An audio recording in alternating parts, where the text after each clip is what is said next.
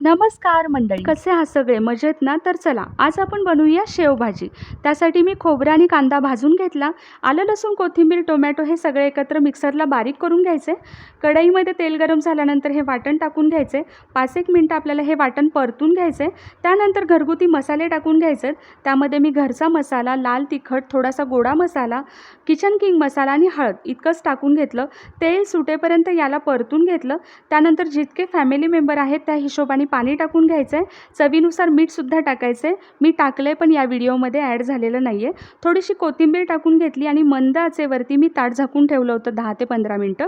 मस्त आपला रस्सा तयार झाला आहे आणि मी मार्केटमधून ही शेवसुद्धा घेऊन आले होते. आपण घरीसुद्धा ही शेव बनवू शकतो.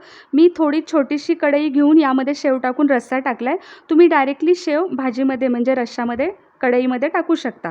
मस्त आपली शेवभाजी तयार झाली. कशी झाली नक्की सांगा आणि तुम्हीसुद्धा करून बघा. Bye bye.